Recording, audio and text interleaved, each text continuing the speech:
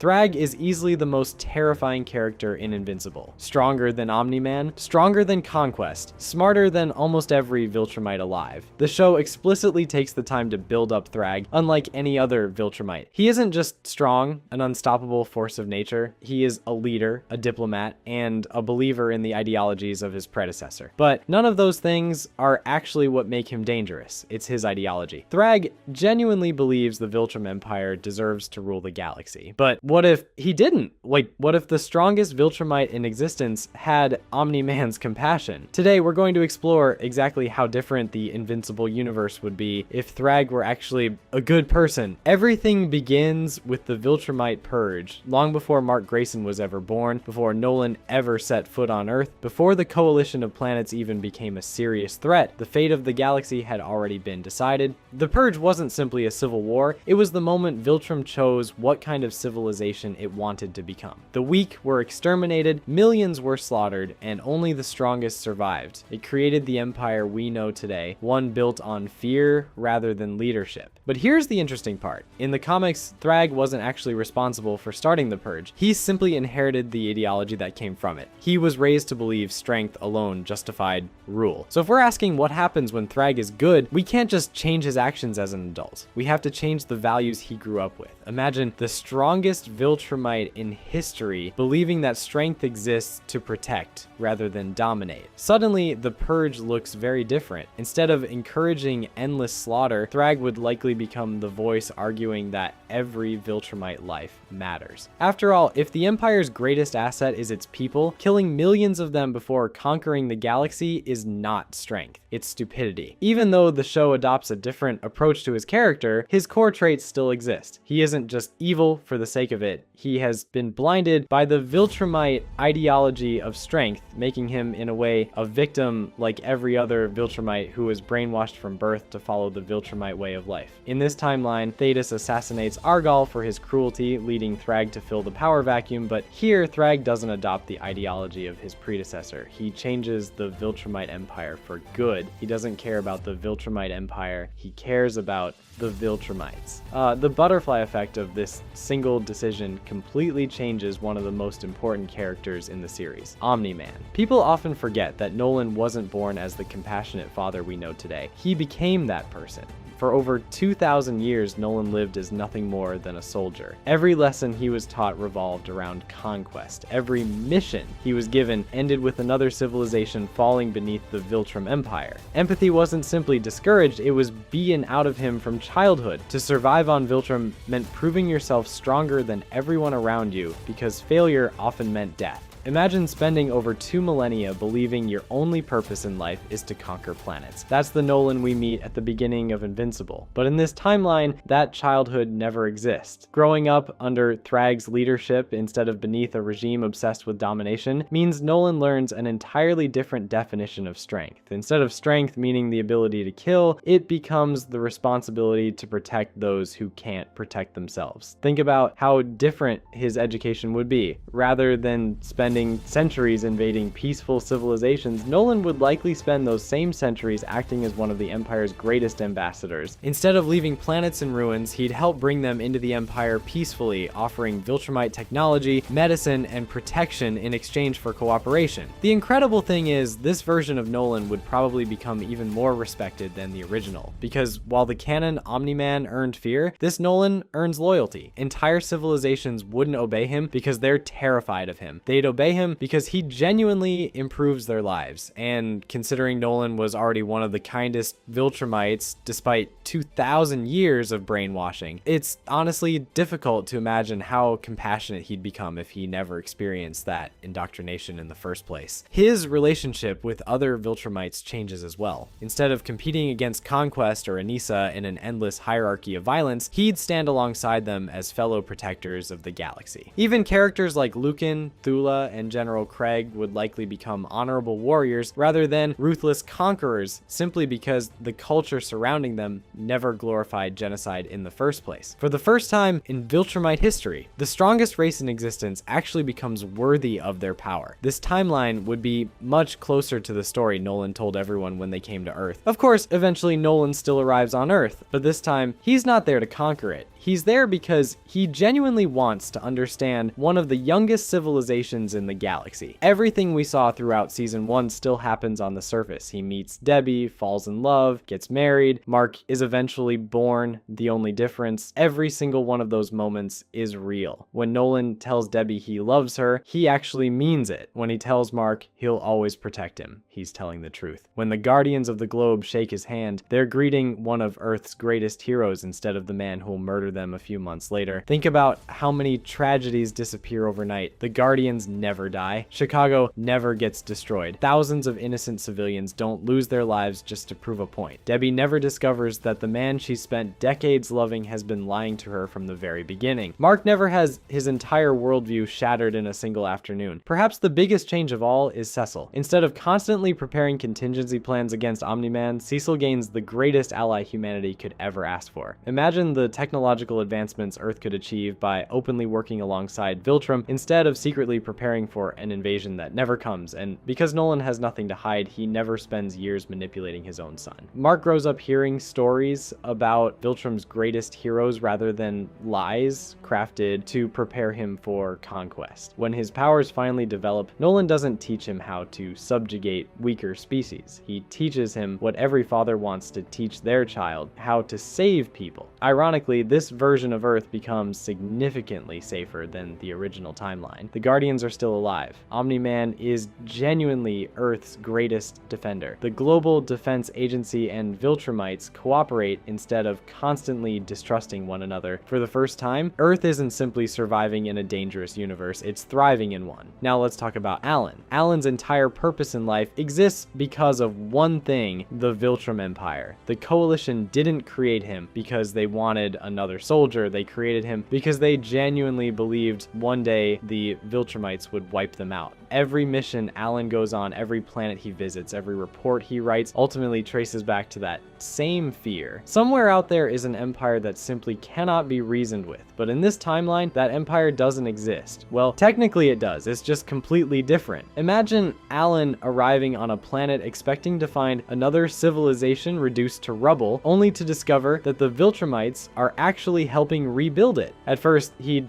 probably think it was propaganda. There's no way the same people who've spent centuries conquering worlds suddenly decide to become heroes overnight. Even Alan would never buy that. And honestly, neither would I. So naturally, the Coalition sends someone to investigate. Who better than Alan? Instead of finding another conquest, he meets Nolan. And this Nolan isn't trying to intimidate him or convince him to surrender. He's just talking, explaining how the Empire changed under Thragg's leadership, showing him worlds that voluntarily joined Viltrum because their quality of life actually improved. And after enough of these visits, Alan starts realizing something that would have sounded completely ridiculous just a few months earlier. The Viltrumites aren't pretending. They've genuinely become the good guys. And that's honestly a terrifying thought, because if the strongest species in the galaxy is also the most morally righteous, who's supposed to stop them if they ever change their minds again? Of course, there's one character who couldn't care less about politics, diplomacy, or galactic alliances, Battle Beast. Unlike almost every major character in Invincible, Battle Beast isn't driven by revenge or conquest, he's driven by purpose. More specifically, he's looking for one thing that has eluded him for almost his entire life, a worthy opponent. Someone capable of pushing him beyond his limits and giving him the glorious battle he spent centuries searching for. And eventually, rumors begin spreading across the galaxy. Rumors about a Viltrumite unlike any other, not because he's cruel, not because he conquered thousands of planets, but because despite leading the strongest empire in existence, nobody has ever managed to defeat him. A warrior so powerful that even the other Viltrumites acknowledge him as their superior without question. Now let's be honest, the moment Battle Beast hears those stories, there's absolutely no chance he's staying home. He'd march straight to Viltrum without a second thought. But here's where things become really interesting. In the original timeline, a meeting between these two could only end one way: violence. Thragg saw every challenge as a threat to his authority, while Battle Beast only respected those who could survive his attacks. Neither of them would have even considered talking first. Good Thragg is different. Instead of seeing Battle Beast as an enemy, he'd recognize exactly what kind of person he was dealing with. Battle Beast isn't evil. He isn't trying to conquer the galaxy. He's simply a warrior searching for meaning through combat. So rather than sending an army to stop him, Thragg would probably do the exact opposite. He'd accept the challenge himself. And honestly, I think this fight would become legendary, not because one of them hated the other, but because both warriors would finally get exactly what they'd been looking for. Battle Beast finally finds someone who can match him blow for blow, while Thragg gets to test himself against the only warrior in the galaxy who genuinely doesn't care about politics or power. The battle could last for days, entire mountain ranges would disappear, continents would probably need to be evacuated. And by the end of it, whether Thragg wins or Battle Beast somehow manages to pull off the impossible, one thing becomes clear. Neither of them walks away as enemies. Battle Beast has always respected strength above everything else, but for the first time, he also sees something he rarely encounters: honor. Thragg doesn't fight because his ego demands it. He fights because that's what Battle Beast came for. He gives him the battle he's searched his entire life to find. And honestly, I wouldn't even be surprised if Battle Beast stayed afterwards. Not because he was defeated, but because he'd finally found a king worthy of following. Now we arrive at what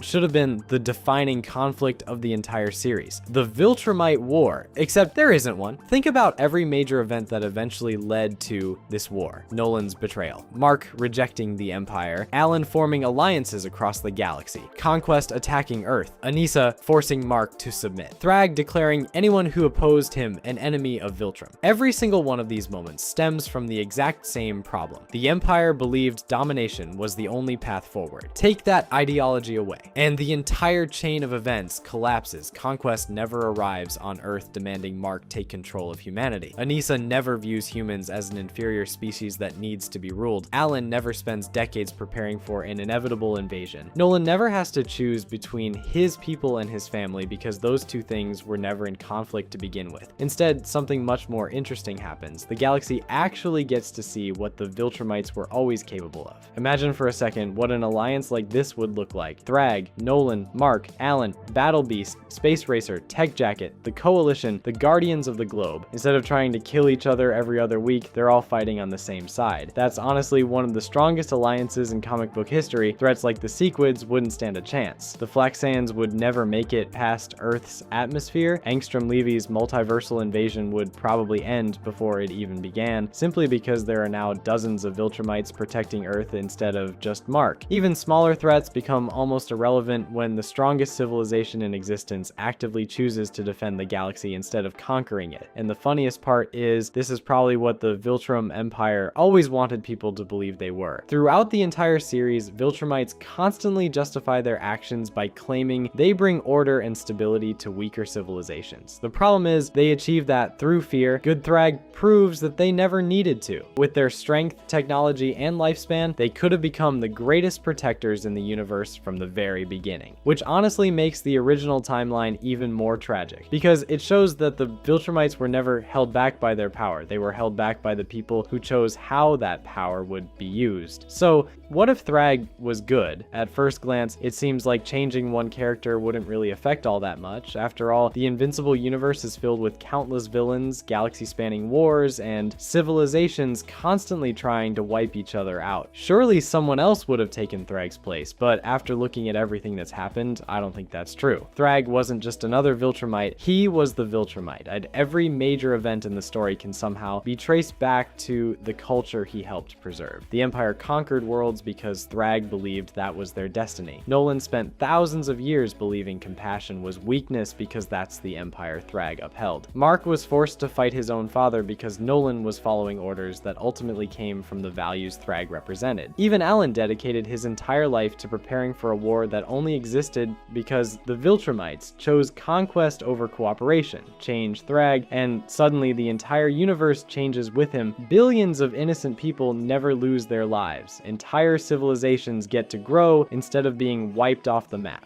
Nolan becomes the hero he always had the potential to be. Debbie never has her entire world shattered in a single afternoon. The Guardians of the Globe continue protecting Earth. The Coalition finally gets the peace it spent centuries fighting for. Even warriors like Battle Beast are able to find purpose without leaving entire planets in ruins. It almost sounds too perfect. But here's the thing, Invincible Invincible has never been a story where you get everything you want, because while this timeline creates a better galaxy, it also creates a different Mark Grayson. The Mark we know became the strongest hero in the universe because he was constantly forced to overcome impossible odds. Every battle taught him something. Every loss made him stronger. Every person he failed to save pushed him to become better. Chicago changed him. Conquest changed him. The Invincible War changed him. The Viltrumite War changed him. And finally, Thragg changed him. Without those moments, Mark never has to become invincible. Now, don't get me wrong. He'd still be incredibly powerful. He's still half Viltrumite. He'd still have Nolan training him from a young age, and he'd probably become one of Earth's greatest protectors, but he never reaches that level we see at the end of the series. There simply isn't anyone left to push him that far. And honestly, I think Mark would be perfectly okay with that, because for the first time in his life, he'd get something he's never truly had. A normal childhood, a father who never lied to him, a mother who never had her heart broken, planet that looked at Omni-Man with admiration instead of fear. It's honestly kind of ironic. The greatest hero in the original timeline only exists because the greatest villain existed first. Without an evil Thragg, there is no Viltrumite War. Without the Viltrumite War, Mark never becomes the strongest version of himself. But at the same time, without an evil Thragg, billions of people get to live lives they never would have had otherwise. And if you asked Mark which timeline he'd choose, I honestly don't think he'd hesitate, because throughout the entire series, Mark has never cared about becoming the strongest person in the room. He's cared about protecting the people he loves. If making Thragg a good person means he never has to watch cities burn, never has to bury his friends, and never has to fight his own family, then becoming a slightly weaker hero is a price he'd happily pay. And maybe that's the biggest lesson the Invincible universe has to offer. Real strength was never about how many planets you could conquer or how many enemies you could defeat. It was always about what you chose to do with that power. In one timeline, Thragg used his strength to spread fear across the galaxy. In this one, he used it to inspire hope, and sometimes that's all it takes to completely rewrite the history of an entire universe. If you made it this far and enjoyed this video, we have plenty more for you to check out. Subscribe to be here for fresh breakdowns on everything Invincible every week, and be here for even more when Season 5 drops. Thanks so much for watching.